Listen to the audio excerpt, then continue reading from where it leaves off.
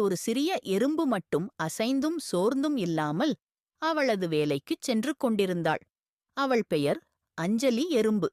அவள் தினமும் உணவுக்காக காய்களை எடுத்து தன் குழியிலுள்ள எறும்பு குடும்பத்திற்கு கொண்டு செல்வாள். பெரிய பழம், பெரிய சவால். அன்று அவள் ஒரு பெரிய தர்பூஷணி பழத்தைக் கண்டாள். பழம் மிகவும் கனமாக இருந்தது. அஞ்சலி, இது என் குடும்பத்திற்கு போதுமான உணவு. இதை நான் கட்டாயம் எடுத்துத்தான் சேர்வேன். அவள் அதை இழுத்தாள், தள்ளினாள். ஆனால் அது அசையவே இல்லை. பிற எறும்புகள் புன்னகையுடன், அது உன்னால் முடியாது. விடு, போ. முடிவில்லா முயற்சி. அஞ்சலி எறும்பு அந்த பழத்தை விட்டு விலகவில்லை. ஒரு நாள், 2 நாள். அவள் ஒவ்வொரு நாளும் சிறிது சிறிதாக அந்த பழத்தை தின்னி சிறு துண்டுகளாக்கத் தொடங்கினாள். பழமாகக் காட்டிய பெரிய சவால் அவளது சின்ன முயற்சிகளால் சிறு சுமையாக மாறியது. மழையும் வந்தது, மழை பெய்தது.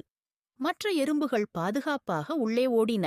ஆனால் அஞ்சலி மட்டும் பழத்தை மூடிய வாரி பாதுகாத்தாள். இது எங்கள் வாழ்வாதாரம் என்று நினைத்தாள். மழை முடிந்ததும் அவள் பழத்தை இன்னும் சிறு துண்டுகளாக வெட்டி குழியுக்குள் கொண்டு சென்றாள். வெற்றி மற்றும் பாராட்டுக்கள். ஒரு வாரத்திற்குப் பிறகு அஞ்சலி பழத்தை முழுமையாகக் கொண்டு வந்து விட்டாள். மற்ற எறும்புகள் அதனை பார்த்து ஆச்சரியப்பட்டன. நீதான் எங்கள் உண்மையான நாயகி என்று அனைவரும் கைகூப்பினர்.